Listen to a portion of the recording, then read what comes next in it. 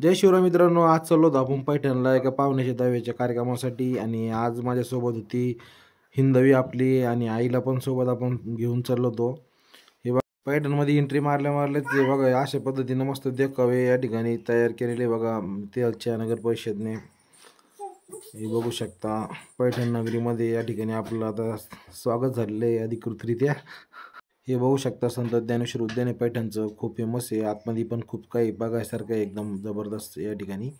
आणि हे बघू शकता ठिकठिकाणी या ठिकाणी देखावे तयार केलेले आहे. नंतर आपण अखेर पैठण शहरामध्ये आलो आहे आता. हे बघू शकता शहरातला नजारा. बाहेर गेटवरच हिंदवी बघत होती कसं काय आतमध्ये, तर आतमध्ये एकदम बढिया बनवलेलं आहे या ठिकाणी देवस्थानाच्या वतीनं. हे बघू शकता आतमध्ये फोटो काढण्यासाठी पण खूप सारे पॉईंट आहेत आणि फोटो पण एक नंबर येतात आतमध्ये. आणि हिंदवी खूप एक्सायटेड होती कारण की हिंदवी एकदम छोटी असताना पैठणला आली होती आणि आता अखेर या ठिकाणी आली ती. मस्त देवाला मग फूल वगैरे घेतलं, थोडंफार प्रसाद घेतला आणि मग आम्ही आतमध्ये गेलो. हे नाथमाऊलीच्या समाधीचं मुख्य प्रवेशद्वार आहे. आतमध्ये गेल्याच्या नंतर हे बघू शकता आतमध्ये. अगोदर म्हणलं दर्शन घेऊ. आतमध्ये थोडीच पब्लिक होती, नंतर दर्शन वगैरे घेऊन आल्याच्या नंतर बाहेर थोडीफार खरेदी केली आम्ही या ठिकाणी दुकानांमध्ये. नंतर आपल्या डोंगरगावच्या सप्त्याचं या ठिकाणी पॉम्पलेट बघून खूप भारी वाटलं. नंतर त्या कार्यक्रमाला भेट देऊन आम्ही या ठिकाणी याच्या नाथसागरकडे गेलो नाथसागर बघण्यासाठी. हे बघू शकता धरणाचा एरिया बघा आता हा. खूप जबरदस्त निसर्गरम्य वातावरण होतं आतमध्ये. चालूमध्येच हिंदवीला सांगितलं इथं या ठिकाणी वीज वगैरे तयार होती म्हणलं लाईन.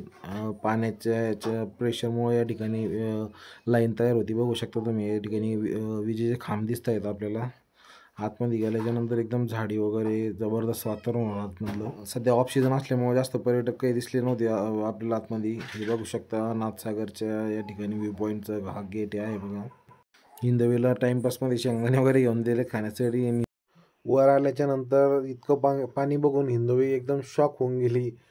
इतकं पाणी बघण्याचा तिच्या आयुष्यातला हा पहिलाच क्षण होता. त्याच्यामुळं पाण्याला थोडं घाबरत होती तनू, पण तिला घेऊन गेलो पाण्याकडं आणि फोटो वगैरे घेतले. आणि फोटो वगैरे घेतल्याच्या नंतर आम्ही काही व्हिडिओ शूट पण घेतला. त्याच्यानंतर तनूनं पाय वगैरे धुतले धरणाच्या पाण्यामध्ये. मासे वगैरे बघितले, त्यांना माशांना खाण्यासाठी पण काही टाकलं आम्ही. मित्रांनो, या धरणाचं पाणी जवळपास 2-3 जिल्ह्याला पिण्यासाठी या ठिकाणी वापरलं जातं. हे पाणी आपल्या जालन्याला सुद्धा येतं. छत्रपती संभाजीनगर असेल, परभणी असेल, नांदेडपर्यंत ह्या धरणाचं पाणी लोकांना पिण्यासाठी जातं.